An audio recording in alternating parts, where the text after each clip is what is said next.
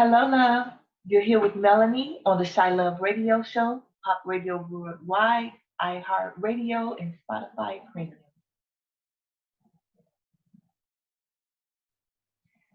Before we begin each segment, we're going to apply a health and wellness strategy with deep breathing. Sometimes you just need to blow it out. We're going to take 3 deep breaths. And before you take those 3 deep breaths, I want you to visualize whatever issue is bothering you. And I want you to gather all the components of that issue, hold it for 3 seconds, and then blow it out. Release. Let's go. 1,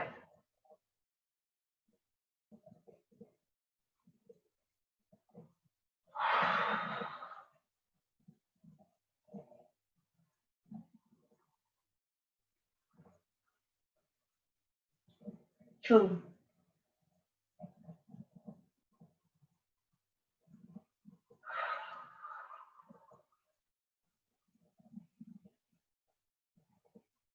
3.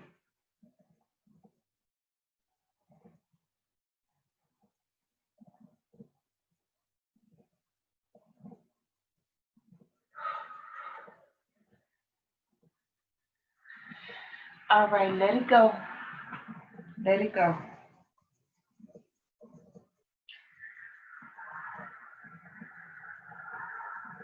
Now, mental illness is very important for adults, but we must also realize that children have their own issues that they are dealing with, especially teenagers.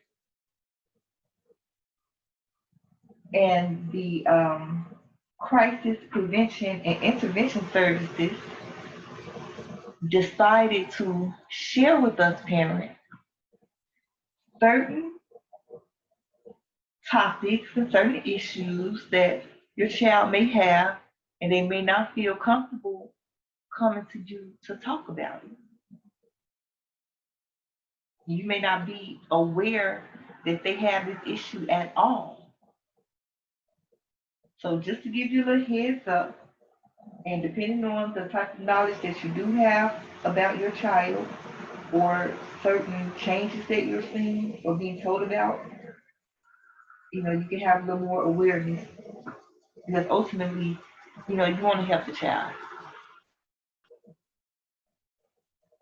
So 1, these are the 8 things your teens tell the crisis prevention and intervention services.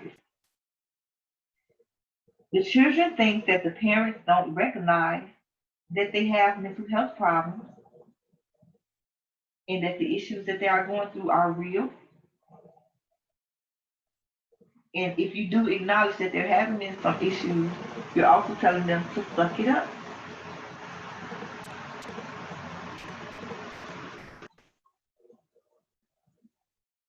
The children tend to internalize your attitude and feel ashamed that they don't feel normal. They are worried about being labeled crazy and embarrassing the family. They might also feel selfish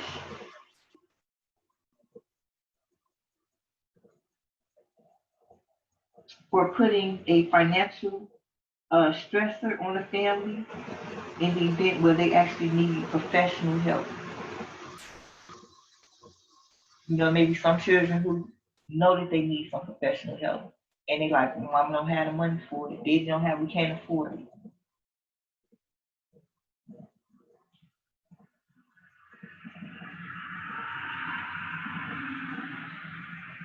They don't feel normal. They internalize your attitude and feel ashamed for how they are feeling. At home, your child should not have to feel ashamed. And children can get off into some A through Z stuff, depending on your child. And everything that comes back, may disappoint you, may make you angry, you know, may make you feel like you're failing as a parent because of whatever situation the child is in.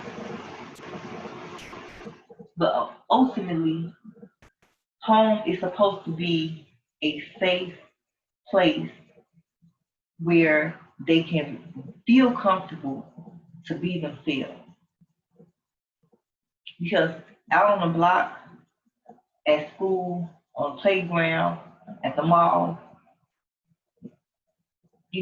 according to their peers, they're expected to, I guess, behave in certain ways and fit certain little images.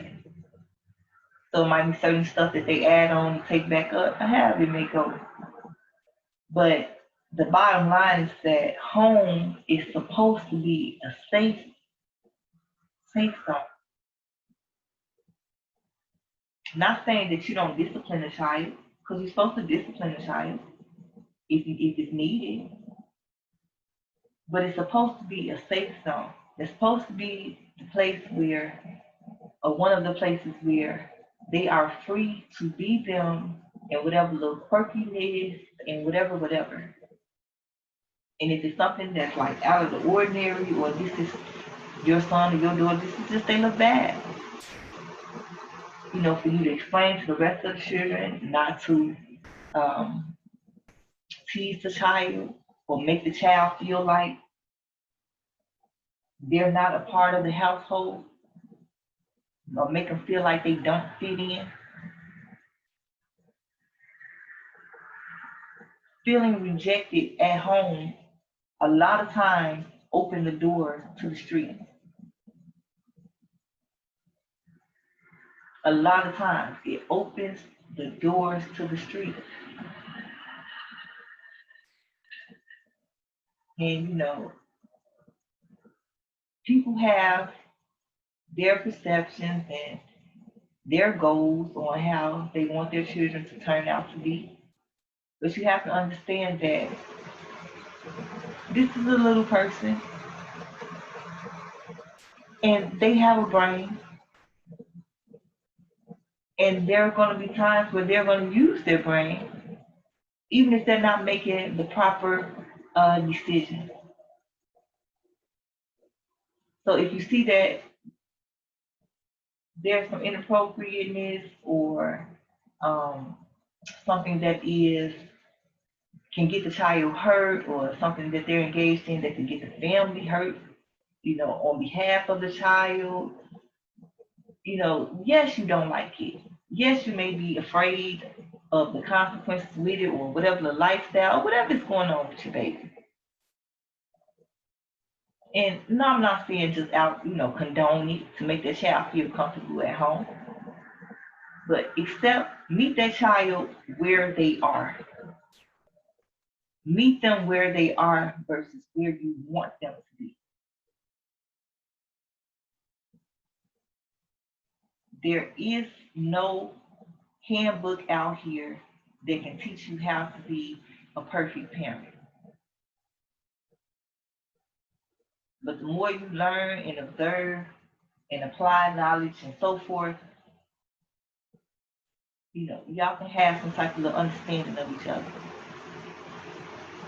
But a lot of children initially feel rejected and neglected by who? Their own parents.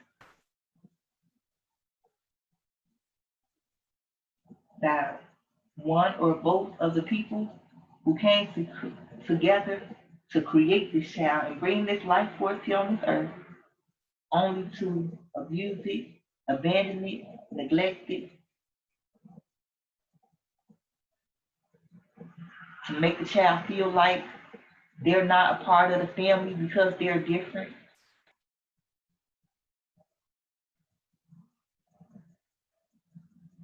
Number two, they are cutting themselves in places you won't see. The stomach and inner thighs are especially common. Non-suicidal self-harm comes in many forms. Now, there may be some African Americans who just heard that, like, oh, that's some white people shit. No, it's not. It's some black people shit too, y'all. Unfortunately. These little babies feel with so much pain, they trying to get it out by any means necessary, not realizing that this cutting is only adding more pain, only adding more trauma. So they saying that they might burn or punch themselves or bang their head. Wow. And when you do notice it, if you notice it, they'll make excuses like, I accidentally did this while trying to shave the hair off my arm. That's how I got that cut. I was trying to shave the hair off my arm.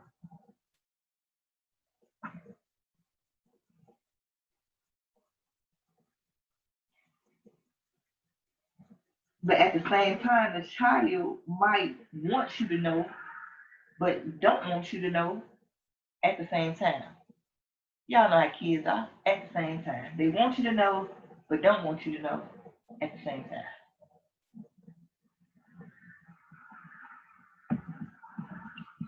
So these are certain things that these babies are dealing with that they are telling the crisis prevention center and not coming home and telling the parents.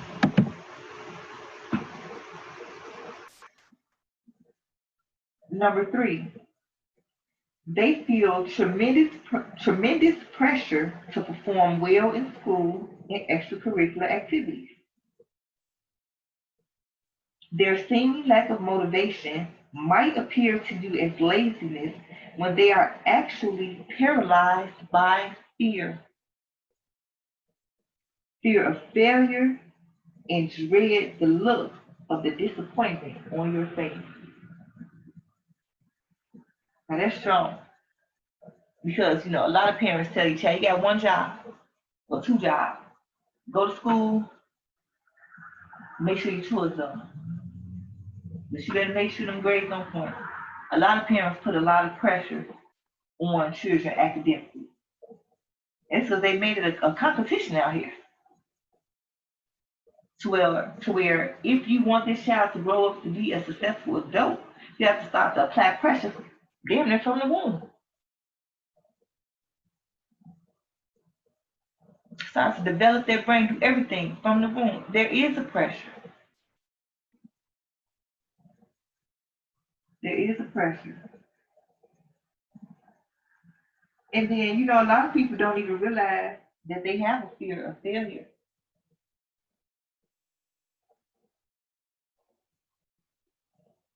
And then, especially a lot of teenagers,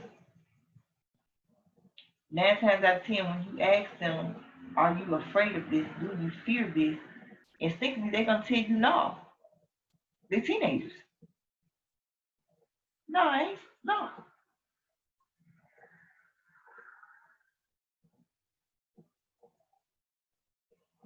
What was there? And you know that we as parents, and I know especially like with my people, a look, baby, that look, say less, nothing else. The look said everything, everything. Especially when you know that you have a parent or family who is trying to raise you a certain way and put you in a position of opportunity so that you can have this greatness. Everything that you know that they have been sacrificing, and you just went out and that look.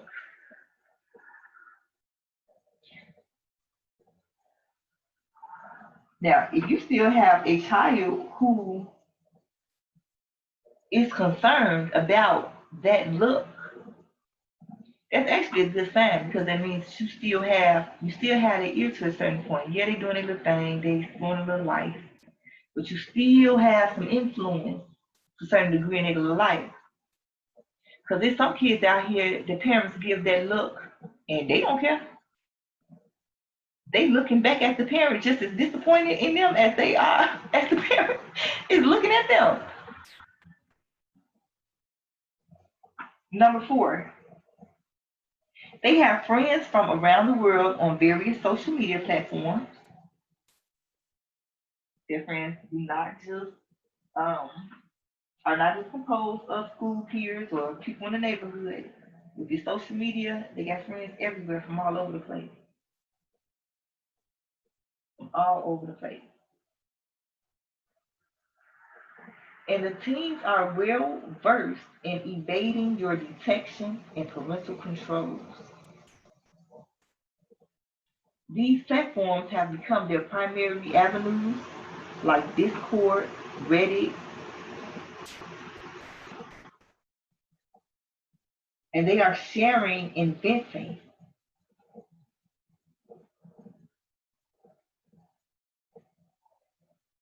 And they are linking with other children who are engaging in the same type of behaviors that they are engaging in, or have like the same type of issues, like they are bonding through pain. Because they themselves,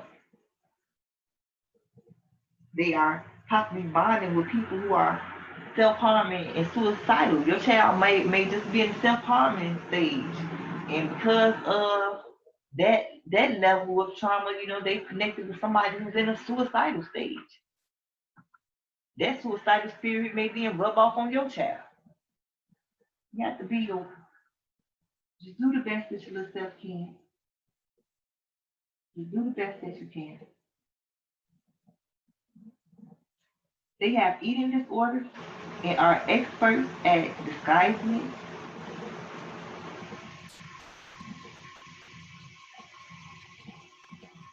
While you trying to read them, they reading you. When one child is saying, well, I'm on punishment, I can't come out. Why? Well, my mom found who I could damn in my phone. Oh, you dummy, delete it. Clear your history. So they are informing each other and teaching each other on how to evade that parental invasion.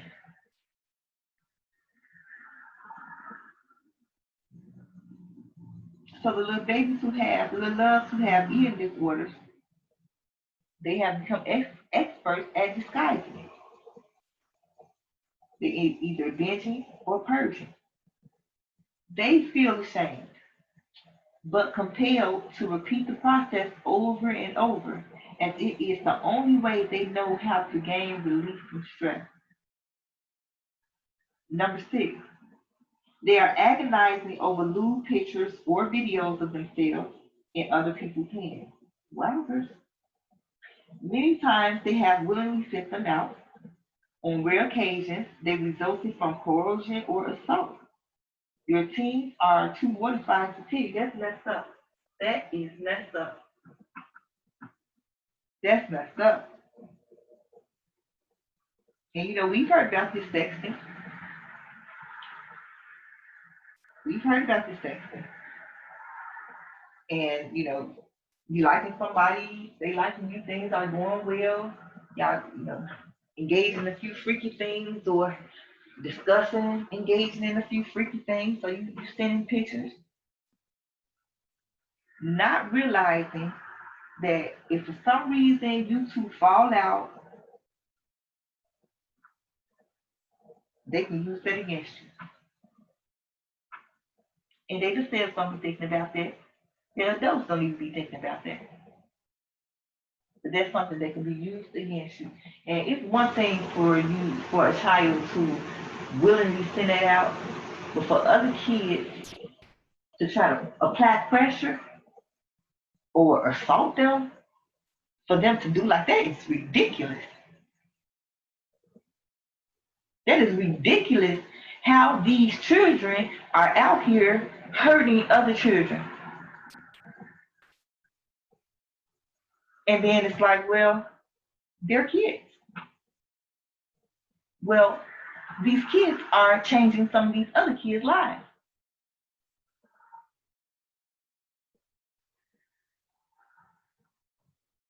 And every child is not able to just immediately shake it off.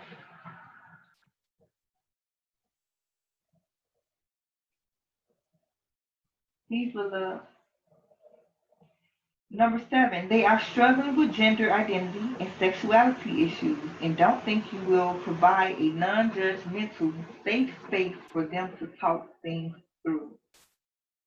Okay, so these little loves this day and age have, okay, we got the heterosexual, we got the bisexual, um, I think it's some kind of like pansexual. They have more versions of sexuality out now, and at home, especially with boys, you know, I don't know, gay son, I don't know, gay, whatever, whatever. That homosexual part is really looked down upon. So now, even if your child does like little boys, if your son does like little boys, he's not comfortable to come to you and tell you that he's having these urges or he's having these thoughts or he's just curious about some things. You have little girls out here who are telling these little boys that it is okay to have sex with another little boy and they won't be considered gay behind that act.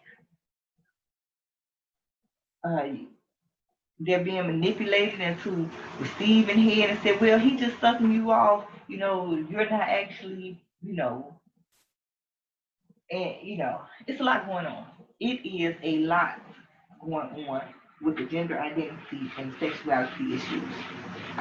You also have to understand and take into consideration that a lot of children who actually have gender issues, gender identity issues, sexuality issues, a lot of them have been sexually assaulted some type of way before. A lot of times it has been some type of sexual assault that has made that little girl feel uncomfortable being a little girl. She was just fine being a little girl. But when she was violated, and because of the strength of them boys, she reflects back and forth like she knows she's a girl. But it's like a man want to be a boy because they strong. They strong, they overpower. It's like they got the power. Little boys. These babies be going through some things. And a lot of times they too scared to talk. And sometimes they'll tell you some of it and not, they can't even bring themselves to tell you all of it. But sometimes you'll never know. They'll never tell you. And it's a blessing if it's exposed. Because a lot of times, stuff that leads to that is like ongoing. It's ongoing. Number 8, they are experiencing suicidal thoughts. They see that you are under a lot of pressure and they don't want to be an added burden on you. Aww. These thoughts make them feel worthless. They say others will be relieved when they are gone. Aww. All the love. All the love. It doesn't matter what level of pressure a parent is under. There's always room for the children. The buffet table is never too full for the issues of the children. Don't underestimate your parents' ability to deal with your issues because you see that they have whatever going on. Being a parent, you develop a lot of strength. and a lot of endurance. And even if you see them collapse, you see them get back up. So as a child, and that's very considerate of a child to see that the parent or the family, already has some weight, some things going on, and they don't want to add to it. See, as a family, you're not adding to it. When a parent decided to bring yourself into this world, although we could not foresee everything that was coming and going, it was an unconditional covenant of a no matter what. And I know that there are marriage vows between a husband and a wife, but there should be some type of vow between mother and child, parent and child.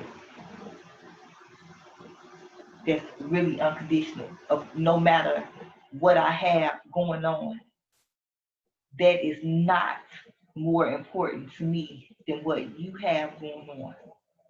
No matter how busy I am, the time that you need will be made to. First of all, they should already have some time.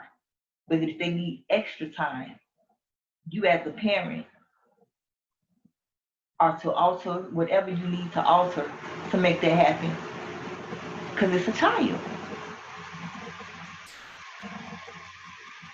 They need to know. So many people are out here talking about how cold this world is. And I know that some parents feel like, okay, well, I'm not going to let you just be all soft and go out there into the world and they're going to eat you up. So what you're doing is you call yourself toughening them up, but you actually traumatizing them. You become their first abuser. You become the first one to neglect them. You become the first one to tell them that you don't believe in them, that they work. And it's like you're trying to toughen them up so that the world don't get them, but you got them.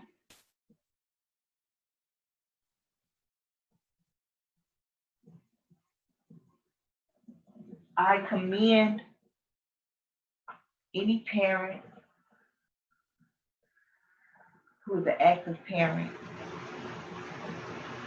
who is willing to ride the waves of just raising children. They little people, they start having their own thoughts, their own feelings, all types of stuff. And it's a very wonderful process to see and be a part of. But it comes with weight. It comes with like little crazy times sometimes. But as a family, do you take those situations and let it start to divide the family? Or do you all come together as a family, or you and that child come together as a unit and tackle the issue? Children know their parents aren't perfect, but let your child know that you're not perfect. You learning just as well as they are, but you just are on a higher level. And if there's anything that occurs that was a mistake, you ride with them over that hump, to correct it. The child needs to feel supported, needs to feel loved, needs to know that somebody is going to speak up for me, somebody is going to stand up for me.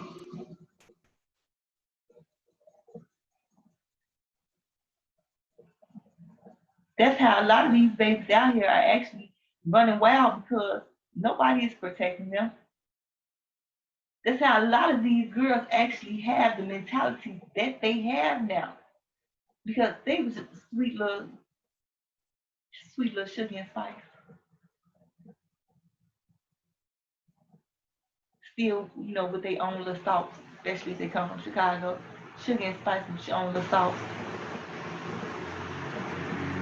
And then you having the people who are supposed to be protecting you, hurting you, violating you, then others hurt you. that does something to the mind. So now they develop this mentality to where by any means necessary. And people speak of the respect that the youth is supposed to have toward the elders, but they're the ones who hurting them. They're the ones who's causing trauma and making them operate in their lower vibrational self because this is the only way to keep people off of me.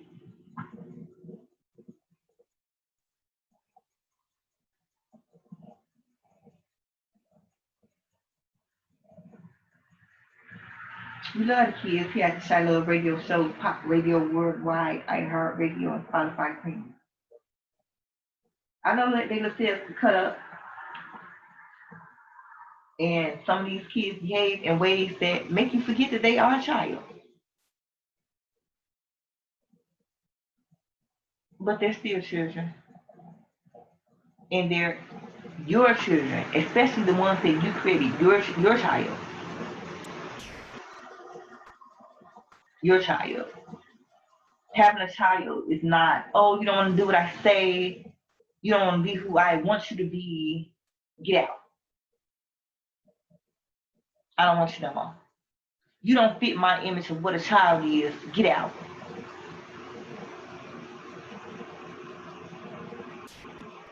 Ask yourself, is that proper parenting? If that happened to you, how did that make you feel? Because at the end of the day, even though you probably was cutting up, you still felt like, dang, I'm the child though. You still the mama. How did that make you feel? See, you could say, well, things were done to me, but how did it make you feel though? What impact did that have on your life? And then you turn around and put your child, serve that same energy to your child.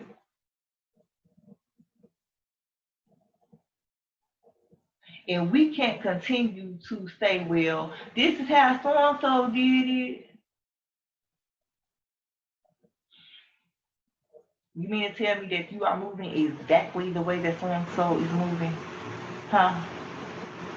Are there things that so-and-so is doing to better their life that you are not doing? Huh?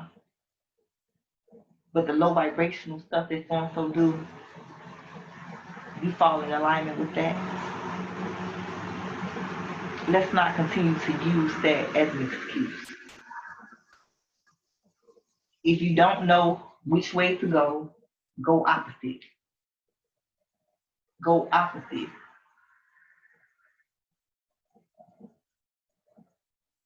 Do we even have the songs anymore where we believe the children are the future? I ain't heard no updated remixes on that type of music in a little minute.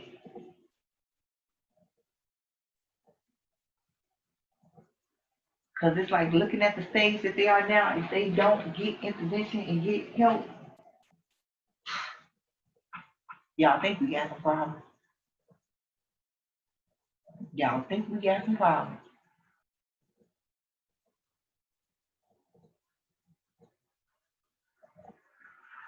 You lay down, you decided to go ahead and do this, and bring this baby into the world.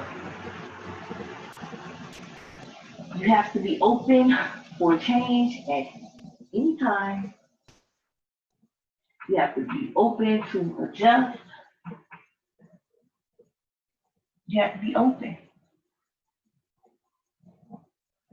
All the while still getting together whatever you need to get together about yourself or the rest of the household. It's a relationship. It's a relationship that you're developing with the child.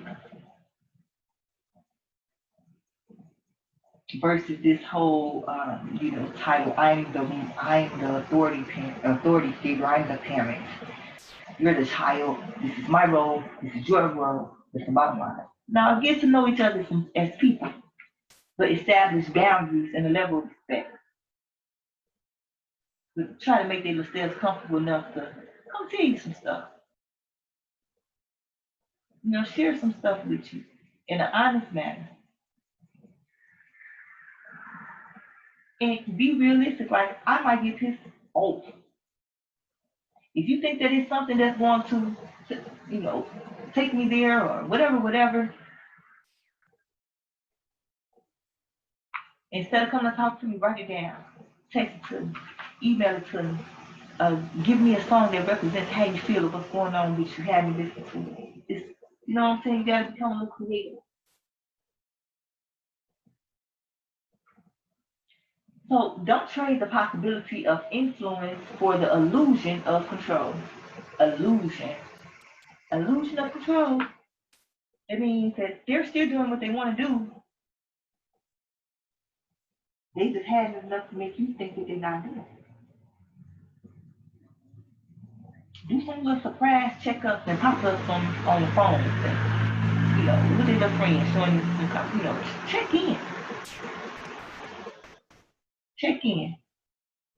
Especially teenagers, you kind of pay a little more attention to a child when it's small. And then when they're a teenager, you're like, okay, well, go on to your little life. It's going to be adult anyway, go ahead. But they still need you. Even when they become a young adult, they still need you. Because this is a whole nother journey for them.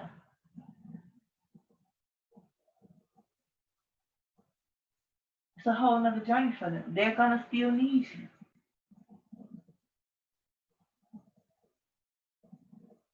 And I know that it does not sound good to the parents who can't wait for those 18 years to go by. So legally, you could say, I don't want to have anything else to do with you. I don't have to do anything else for you. I'm going to live my life. But they still need some type of guidance. But see, along the way, you are imparting in them what they will realize they'll need later on. And depending on y'all type of relationship, they'll come back and tell you, like, Mom, you remember when you used to get on me about so-and-so? Man, I'm glad you did. Because such and such and such. Like, sometimes they'll thank you later. But ultimately, it is for them to know that beyond words, because you could sit up there and tell your baby girl, oh, daddy love you, and you ain't doing nothing. Ain't nothing about your life or relationship with this child showing her that you love her. That's how she gets led to them little boys who only tell her how much they love her. But them actions, there is no positive correlation between the actions and the words. Our relationships with our children impact their relationship.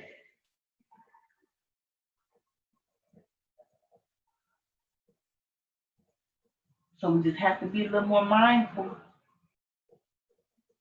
And I know as adults, you have adult things going on and you think that a child's stuff is minor.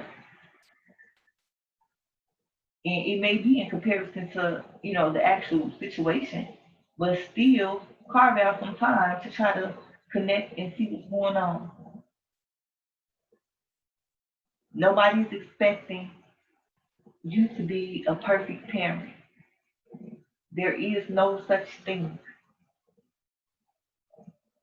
But at least try to build some type of relationship with them to where they can come talk to you. To where they can come and talk to you. You'd be surprised at what you all can still relate to, despite the age differences or the cultural differences or the era of time. You'd be surprised at what they are open to receive from you. You'd be surprised at what you receive from them. It's the family.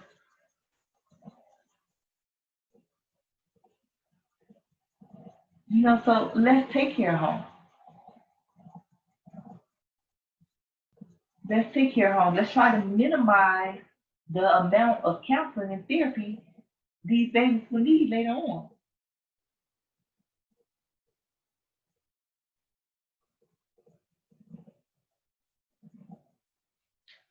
Let's try to. And as we always say here at the Shy Love Radio Show, Pop Radio Worldwide, iHeartRadio, and Spotify Premium, we all have some healing to do. We all have some reconditioning to do. Thankfully, we are able to multitask. And a lot of times when you're helping somebody, you're helping yourself, by helping them, it's all transferable energy.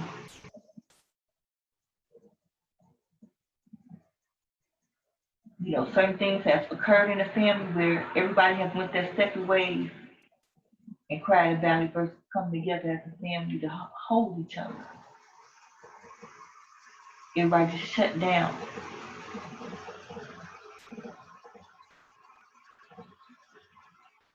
And no matter what additional circumstances or people that's up in your little life, when it's time to put your obituary together, those children that you bore from your body, that you took in as yours, those gonna be the people that's gonna be listening to your obituary. So because they are important enough to be listed in a paper that sums up your life, isn't it logical that they should be treated with that same amount of priority while everybody's living?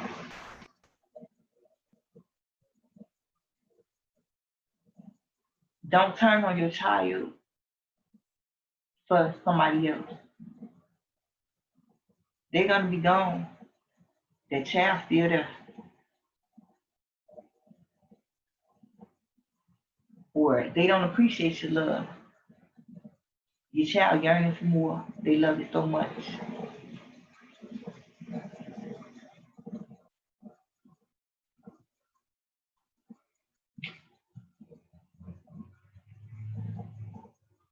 We could do it step by step, day by day.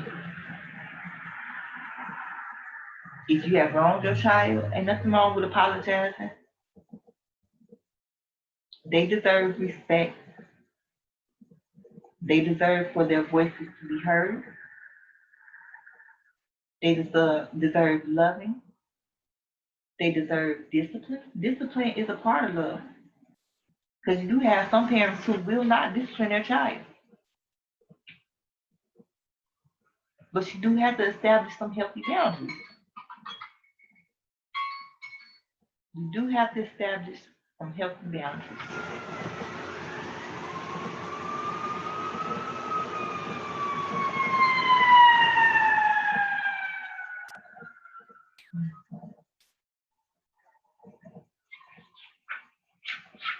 So always remember that we love you all here at the Shy Love Radio Show, Pop Radio Worldwide, putting people on iHeartRadio and Spotify Premium. And we'll talk to you soon. Love.